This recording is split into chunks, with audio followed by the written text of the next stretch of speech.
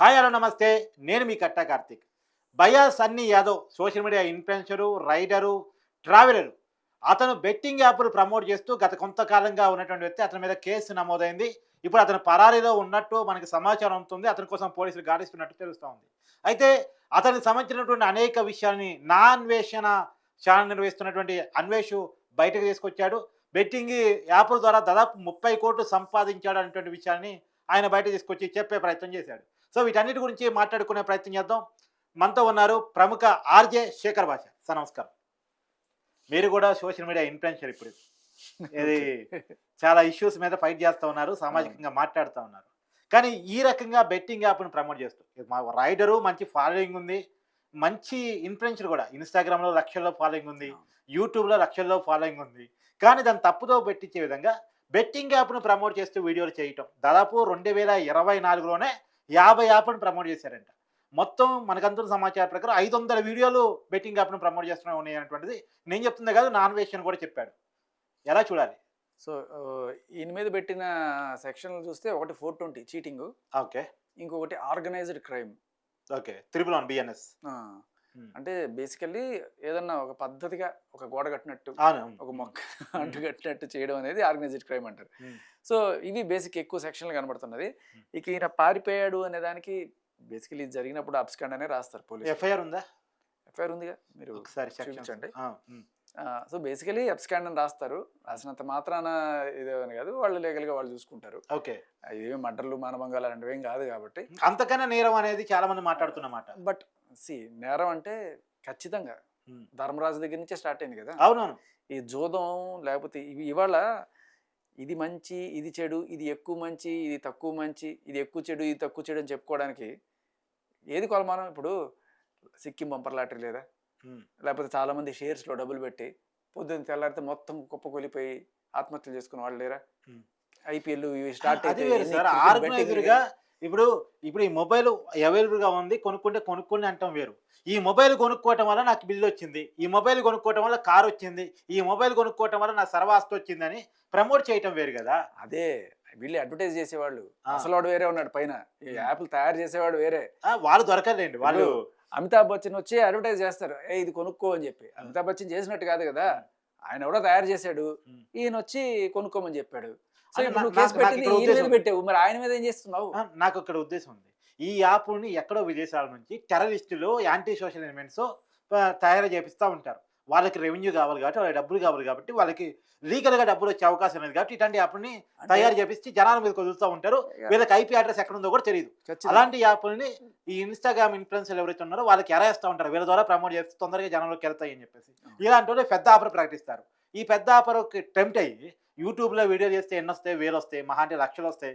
కానీ ఇమ్మీడియేట్‌గా కోట్లొస్తున్నాయి కదా! అని వీళ్ళు ఇన్‌ఫ్లుయెన్స్ అవుతారు. అవును. వీళ్ళు ఇన్‌ఫ్లుయెన్స్ చేసి జనాన్ని ఇన్‌ఫ్లుయెన్స్ చేసే పరిస్థితి. కరెక్ట్. అంటే ఒకటైతే నేననేదేంటంటే ఫస్ట్ జనాలకి బుద్ధి రావాలి. హ్మ్. ఇప్పుడు వాడు చెప్పాడు గదా! వీడు చెప్పాడు గదా! వాడు పెంట తినమంటే తింటారా పోయి? హ్మ్. అదేలెండి. తింటారా? అది జనాల్లో వాడు చైతన్యం ఏం రావాలి. చేసాడు? అవును. ఒక యూట్యూబ్ వీడియో చేసుకున్నాడు. అది ఏదో ఊరిస్తూ ఏదో చేసుకున్నాడు. హ్మ్. చేసినంత మాత్రాన ఇదిగో పెంట చూడండి చాలా రుచిగా ఉంటది. ఈ పెంట చాక్లేట్‌తో తయారు చేసిన పెంట తినండి అంటే పోయి తింటావా? హ్మ్. తినం గదా! హ్మ్. నీకు బుద్ధుండాలి కొన్నవాడికి ఫస్ట్. హ్మ్. సరే వీళ్ళ పైనుండే వాళ్ళు వీళ్ళందరిని ఎలా డీల్ చేయాలి అనేది గవర్నమెంట్ ఒక పాలిసీ తీసుకొస్తే అవును. బేసికల్లీ ఏంటంటే వీళ్ళందరూ ఎలాంటి వాళ్ళంటే హ్మ్. ఇప్పుడు సపోజ్ ఏదో ఒక ప్రోడక్ట్ ఉంది. ఒక కొత్త ఏమంటారు ఆవకాయ పచ్చడి తయారు చేసాడు అనుకుందాం ఎవడో. హ్మ్. ఆవకాయ పచ్చడి సూపర్ పచ్చడి సార్ కార్తీక్ గారు మీరు అద్భుతమైన ఇన్‌ఫ్లుయెన్సరు. మీరు మా పచ్చడిని ప్రమోట్ చేయాలి అంటారు. సరే నువ్వేదో తింటావో, తినవో నీకేవో డబ్బులొస్తున్నాయి. నీకో హ్మ్. రూ. 1,00,000 ఎంతో ఇస్తామని చెప్తే, సరే ఈ ఆవకాయ పచ్చడి అద్భుతంగా ఉంది. కొన్ని సార్లు ఎందుకు నేను ఎలా ఉంటుందంటే కొన్ని వంటల ప్రోగ్రామ్‌లు చేయడానికి నన్ను పిలుస్తారు అప్పుడప్పుడు. ఆ! ఆయన ప్యూర్ వెజిటేరియన్. ఆ! అదేదో చికెన్ ప్రోగ్రామ్. ఆ! ఏం చేయాల్సొస్తది? ఆ! ఇట్లా నేను తినను. ఆ! బట్ ఇట్లా తిన్నట్టు చూపించాల్సొస్తది. ఆ! కానీ నేను ఏదో మొహమాటానికి అట్లా పెట్టుకోవడం తప్ప తినను. హ్మ్. మనం తిన్నామా? లేదా? దాన్ని నువ్వు టేస్ట్ చేసి నిజంగా బాగుందని చెప్తున్నావా? అనేది ఇమ్మెటీరియల్. హ్మ్. నీకు డబ్బులు ముట్టినాయి. నువ్వేం చేస్తావు? నువ్వు ఒక యాక్టర్‌వి. హ్మ్. నీకు ఒక ప్రొడ్యూసర్ డబ్బులిచ్చాడు. నువ్వు యాక్ట్ చేసావు. హ్మ్. అలాగే ఈయనకి ఆ యాప్ వాడెవడో డబ్బులిచ్చాడు. ఈయన యాక్ట్ చేశాడు. అయితే ఈ యాప్ సక్రమమైందా? అక్రమమైందా? అనేది చూసుకోకపోవడం ఖచ్చితంగా ఈయన తప్పు. హ్మ్. ఇప్పుడు నేనేమంటానంటే సార్ మీరు చాలా మంచి పాయింట్ చెప్పారు. ఇప్పుడు నాన్ వెజ్ తినరు కానీ నాన్ వెజ్‌ని సరే ప్రమోట్ చేయడానికి సిద్ధపడ్డారు. నాన్ వెజ్ చేతిలో పట్టుకొని బావుందని చెప్పారు. అదే తినకూడని ప్రోడక్ట్, తింటే చచ్చిపోతారనుకున్న ప్రోడక్ట్, నిద్ర మాత్రం మింగొచ్చు ఏమీ కాదు అని ప్రమోట్ చేశారనుకోండి, అది కేసు తప్పు కదా అది. ఖచ్చితంగా ఖచ్చితంగా. కాకపోతే అది చేసినవాడు తినేవాడు మధ్యలో సచిన్ టెండూల్కర్ అమితాబ్ బచ్చన్ ఉన్నారు. ఓకే, వీళ్ళు ఏం చేస్తారు, కటౌట్లో నిల్చొని ఇట్లా పోజులు పెడతారు తప్ప వీళ్ళు అనేవాళ్ళు బేసికల్లీ అంటే ఈ మధ్య కాలంలో చట్టంలో వీళ్ళని కూడా ఇంప్లికేట్ చేశారు. అవును, నువ్వు కూడా ప్రమోట్ చేసిన దానికి రెస్పాన్సిబుల్ అవుతావు, కానీ ఇది మెయిన్గా అడ్వర్టైజ్ చేసే వాళ్ళకన్నా చేసే వాళ్ళని కొట్టడం అనేది చాలా ఇంపార్టెంట్. వీళ్ళంతా చిల్లర బ్యాచ్, చిన్న చిన్న వాళ్ళు వీళ్ళు. అసలు ఆ యాప్స్ లోపలికి ఎలా వస్తున్నాయి, ఆ ఐపీ అడ్రస్ని బ్లాక్ చేయడం ఎట్లా, వాటిని అసలు ఏ రకంగా ఏపీకేస్ కానీ ఏ రకమైన ఫైల్స్ కూడా డౌన్లోడ్ చేసినా అవి ఏ రకంగా నెట్ కనెక్ట్ కాకుండా చూడడం ఎట్లా అనేది చేయాలి. సో ఈయన కాకపోతే ఇప్పుడు బోల్డ్ మంది ఉన్నారు అబ్బా, ఈయన ఒకటే కాదు, హైదరాబాద్లో ఇలా 100 మంది ఉన్నారు. నేను అనేది అడిగారు, ఇలాంటి వాళ్ళ గురించి ఎందుకు మాట్లాడుకోవాలంటే సోషల్ మీడియాలో ఎక్కువ మంది ఇన్ఫ్లుయెన్స్ చేయగల కెపాసిటీ ఉన్నారు కాబట్టి మాట్లాడుకోవాల్సి వస్తుంది. నేను అనేది అస్సలు ఎవరైతే పాయింట్ ఏంటంటే ఇన్ఫ్లుయెన్స్ అవ్వబడే వాళ్ళ ఏజ్ గ్రూప్ చూద్దాం. 18 కన్నా చిన్న పిల్లలు ఎవరైతే ఉన్నారో వాళ్ళు ఇన్ఫ్లుయెన్స్ అయ్యి చాలా మంది, అంటే వాళ్ళకి విచక్షణ ఉండదు, ఏది మంచి ఏది చెడు అని చూసుకోకుండా వాళ్ళు వెళ్ళి డబ్బులు పెట్టేయడం ఇవన్నీ కూడా. సో వాళ్ళు కనుక ఇన్ఫ్లుయెన్స్ అవుతున్నారంటే అది ఈయన తప్పు కాదు, వాళ్ళ అమ్మ నాన్న తప్పు. 18 లోపల పిల్లల బరువు బాధ్యత, వాళ్ళ పెంపకం అంతా కూడా నీది. ఒక తండ్రిగా వాడు ఏం చేస్తున్నాడు చూడాలి, వాడు ఏదైనా దరిద్రపు సైట్లు చూస్తున్నాడా, ఇట్లాంటి యాప్లు వేస్తున్నాడా అనేది తండ్రి బాధ్యత. చెడు ఎక్కడైనా ఉంది ప్రపంచంలో, వెళ్ళి ఎత్తుక్కొని నువ్వు దాంట్లో పడి బొల్లుతానంటే మళ్ళీ వాడు సృష్టించిన వాడు తప్పు అంటే వాడు ఖచ్చితంగా తప్పే. నువ్వేం చేస్తున్నావు, ఇప్పుడు మందు షాప్ పెట్టాడు, ఒక ఆల్కహాల్ షాప్ పెట్టుకున్నాడు, గవర్నమెంట్కి పద్ధతిగా లైసెన్స్ కడతాడు, డబ్బులు వస్తాయి, తాగితే చచ్చిపోతారా అని రోజు సినిమాల్లో వేస్తారు, అది తాగి వాడికి ఇట్లా అయిపోయింది అన్ని చూపిస్తారు, కానీ బయట షాప్లో అమ్ముతుంటారు చక్కగా కూర్చోబెట్టి. ఎందుకు, ప్రతి సిగరెట్కి లేకపోతే ప్రతి మందు బాటిల్కి గవర్నమెంట్కి ఎంత ట్యాక్స్ వస్తుంది, నీ ట్యాక్స్ వస్తుంది కదా అని జనాలు చంపేస్తావా? ఒక పక్క ఒక చిన్న డిస్క్లైమర్ వేసి, అంటే ఈయన కూడా ఏం చేయాలి, రేపటి నుంచి బెట్టింగ్ యాప్స్ ఆరోగ్యానికి హానికరం అని వచ్చిన డిస్క్లైమర్ వేసి చేసుకోవచ్చా? అంటే ఇప్పుడు మీరు పెద్ద తప్పుకి వర్సెస్ చిన్న తప్పుకి పోలుస్తున్నారు, ఇండైరెక్ట్ కొంత సమర్థించే ప్రయత్నం కూడా చేస్తున్నారు. పరిచితుడులో ఒకటి ఉంటుంది, ఇదేమన్నా లార్జ్ ఎక్సెల్ డబుల్ ఎక్సెల్ రా, తప్పే ఎవడ చేసినా అని చెప్పంటాడు చూడండి. సో నేను అనేది ఏంటంటే ఇటువంటి వాళ్ళు, అంటే నాకు తెలిసి ఆయన పేరేంటి, భయ్యా సన్నీ యాదవ్ కాదు, ఆయన పేరేంట బా, మన దాంట్లో విలన్లుగా కూడా చేస్తాడు, సోను సూద్, అలాగే అమితాబ్ బచ్చన్, వీళ్ళందరూ కూడా చేస్తున్నారు, ధోని, విరాట్ కోహ్లీ. కాకపోతే ఏంటి, వీళ్ళు చేసే వాటికి గవర్నమెంట్ లైసెన్స్ ఇచ్చింది. ఇప్పుడు ఏంటంటే నువ్వు దుబాయ్ నుంచి హైదరాబాద్కి వస్తూ ఫ్లైట్లో ఏదో స్మగ్లింగ్ చేసి బంగారం తెచ్చుకున్నాం అనుకుందాం. ఈ స్మగ్లింగ్ అంటే ట్యాక్స్లు కట్టకుండా ఎగ్గొట్టి ఏదో రకంగా షిప్పుల్లోనో వాటిలోనో ఎటో తెప్పించుకున్నాం. దీనికంటే బిల్లు పత్రం ఉండదు, ఏదో రకంగా తెచ్చేసుకొని ఇక్కడ గ్రామం ఎంత ఇప్పుడు ఎంత ఉంది, సరే 10,000 ఉండదు అనుకుందాం. ఈ 10,000 ఉండేది నేను 9,000కి అమ్మేస్తాను, లేకపోతే 9,500కి అమ్మేస్తాను, తక్కువకి ఇచ్చేస్తాను అని చెప్పి నువ్వు స్మగ్లింగ్ చేసి అమ్ముకుంటున్నావు. బంగారమే, దానికన్నా బెటర్ క్వాలిటీ కూడా ఉండొచ్చు, కానీ దానికి లేనిది దీనికి ఉన్నది ఏంటి? ఆ బంగారానికి ఈ బంగారానికి తేడా ఏమిటి? షాపుల్లో పద్ధతిగా ట్యాక్స్లు కట్టి వీళ్ళు బంగారమే అమ్ముతారు, కట్టాలి అని చెప్పి నేను డైరెక్ట్ ఏదో రకంగా తీసుకొచ్చి బంగారం. కూడా కర్ణాటకలో డీజీపీ కూతురు రంజారావు దొరికింది. అవును. సో వాళ్ళకి ఆ బంగారానికి ఈ బంగారానికి తేడా ఏంటి? ఇది ఇంకా క్వాలిటీ ఉండొచ్చు, లేదా ఇది కంప్లీట్ మోసం కూడా. అదే కదా, ఇప్పుడు గవర్నమెంట్ కొంత లైసెన్స్ ఇచ్చిన యాప్ అంటే దానికి కొన్ని పర్మిషన్స్ కండిషన్స్ ఉంటాయి, ఆ నిబంధనలు లోపలే పనిచేస్తాయి. కానీ ఈ యాప్లకి నిబంధనలు ఉండవు. పైగా ఈ డబ్బులు టెర్రరిస్టులకి వెళ్ళొచ్చు, సంఘ విద్రోహ శత్రులకు వెళ్ళొచ్చు, వాళ్ళకి ఈ డబ్బులు అందే పరిస్థితి ఉండొచ్చు కాదు సార్. అవును, అది అనేది నేను అనేది. ఇప్పుడు మనం కొట్టే లైకో మనం చేసే ఫాలోయింగో బయట ఫారెన్ దేశాలకి లేదా పాకిస్తాన్ టెర్రరిస్టులకి పోతుందంటే ఖచ్చితంగా దాన్ని నిషేధించాలి కదా. అవును. మనం కట్టే ట్యాక్సులు కూడా చాలా వరకు స్కాములు చేసే పొలిటీషియన్లకి, ఇలాంటి వాళ్ళకి స్కాములు చేసే పొలిటీషియన్స్ వేరు, పాకిస్తానీ టెర్రరిస్టులు పోతుంది అనడానికి మన దగ్గర సాక్ష్యాలు లేదు, నాకు తెలియదు. ఎగ్జాంపుల్ చెప్తున్నా, ఎగ్జాంపుల్ కోసం చెప్తున్నా. సో నేను చెప్పేది ఏంటంటే అన్నిటి అదే అంటున్నాను. ఇప్పుడు అన్నగారు ఎన్టీ రామారావు గారు వచ్చి మొత్తం సంపూర్ణ మద్యపానం చేశారు, జనాలకి చాలా మంచిది కదా. తర్వాత వీళ్ళు ఇక్కడ కాంట్రాక్టుల పరిస్థితి మేము బతకాలి కదా, మేము బతకాలంటే ఎవడో ఒకటి సావాలి కదా తాగి, గవర్నమెంట్కి డబ్బులు రాట్లా, ట్యాక్సులు రాట్లా, ఏదో ఒకటి చేసి మెల్ల లేపేశారు. కంప్లీట్గా పోయి తాగండి రాబోయి తాగిస్తున్నారు.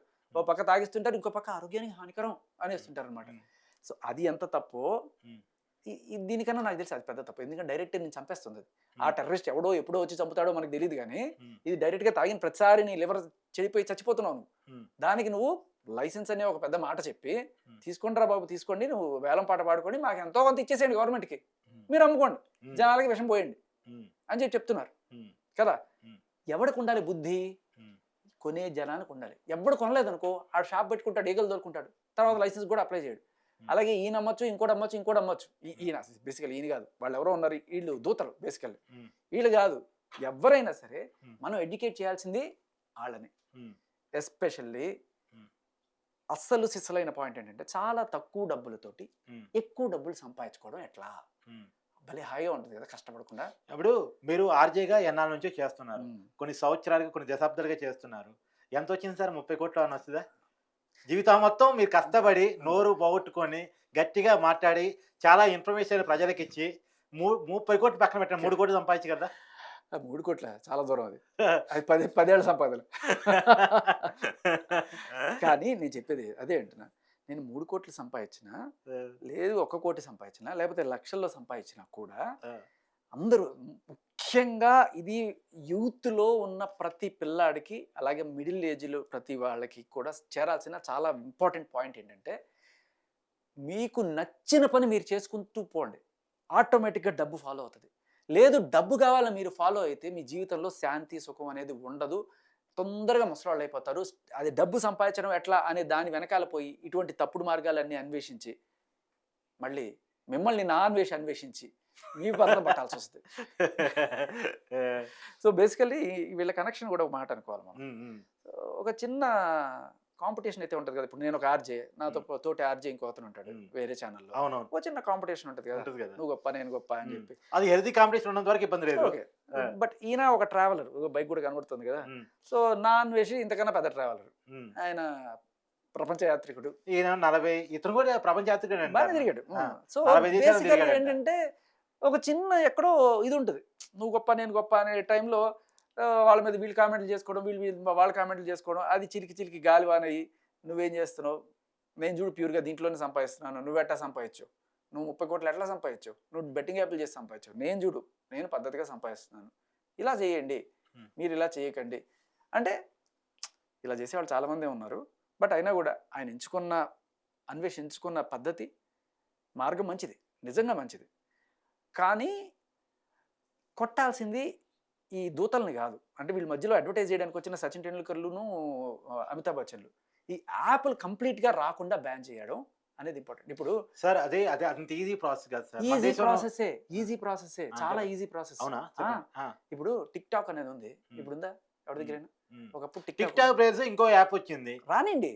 బట్ టిక్ టాక్ అదే ఇప్పుడు యాప్ ఒకటి కనిపెట్టాడు సార్, దీన్ని బ్యాన్ చేస్తారు, ఇది రాకుండా చేస్తారు, పేరు మార్చి ఇవన్నీ వేరే యాప్ వస్తుంది, రానిండి. 100 యాప్లు బ్యాన్ చేసి 1000 రూపాయలు 1000 యాప్లు వస్తున్నాయి. పోలీసు వాళ్ళు కూడా సైబర్ టీం చాలా గట్టిగా పనిచేస్తుంది, పనిచేయట్లేదు అంటాను లేదు. సరే ఆ పని సరిపోదేమో, మనకన్నా టెక్నాలజీ ఇంకా సరిపోదేమో, దాన్ని పెంచుకోవాల్సిన అవసరం ఉందేమో, కానీ ఒక పని జరుగుతున్నా కానీ అది ఇంకా వస్తూ ఉన్నాయి, వాటిని వీళ్ళంటే ప్రమోట్ చేస్తున్నారు. ఆ పేరు కూడా చూడండి, అంజనా జావేరి అంటే హీరోయిన్ పేర్లు, అమ్మాయిల పేర్లు పెట్టి ఏదో రకరకాల పేరుతో వస్తూ ఉంటాయి యాప్లు. సో బేసికలీ ఇవి గూగుల్ ప్లే స్టోర్లో రావు. ఇంకొకటి విషయం కూడా చెప్పాల్సింది, గూగుల్ ప్లే స్టోర్లో ఇలాంటివన్నీ కూడా అలో చేయకూడదు, అంటే కంట్రీ వైడ్ రెస్ట్రిక్షన్స్ ఉంటాయి. ఈ ఏపీకే ఫైల్ వేసుకోండి అని చెప్పినప్పుడు పొరపాటును మీరు ఎవరన్నా సరే ఇటువంటి వేసుకుంటే చాలా డేంజరస్గా, అంటే వైరస్లు ఇవన్నీ, అంటే ఫిషింగ్, కంప్యూటర్లోకి డేటా అంతా కూడా దుబ్బేసే అవకాశం ఉంటుంది. లేదు ఈ పాస్వర్డ్లు తీసేసుకొని తర్వాత మిమ్మల్ని ఇరుకుని పెట్టే అవకాశం ఉంటుంది. ఏది ఏమైనప్పటికీ చాలా ఇంపార్టెంట్ విషయం ఏంటంటే, మీరు చెడు మార్గాల్లో లేకపోతే సులభ మార్గాల్లో డబ్బులు సంపాదించాలి అనే ఆశ ఫస్ట్ తీసి పక్కన పెట్టండి. మనకి కళ్ళ ముందు భారతం నుంచి నేను కనబడుతున్నా కూడా అవును వీళ్ళు కాదు. నాకు తెలిసి ఆ భారతం ఎగ్జాంపుల్ కూడా నాకు తెలిసి అది ఎందుకు ఎక్స్పోజ్ చేశారు అంటే, సో పెద్ద వ్యక్తికే అంటే ధర్మరాజు అనేవాడిని గొప్పగా మనం ఒక రోల్ మోడల్గా చూస్తాం మహాభారతంలో. ఆయనకే తప్పలేదు జూదం ఆడితే, అందుకని జూదం ఆడటం నేరం, తప్పు, మోసపోతాం, నష్టపోతాం అని చెప్పడానికి ఆయన క్యారెక్టర్ని ఎక్స్పోజ్ చేసి ఉండుంటారు, ఆ విషయాన్ని చెప్పుంటారు.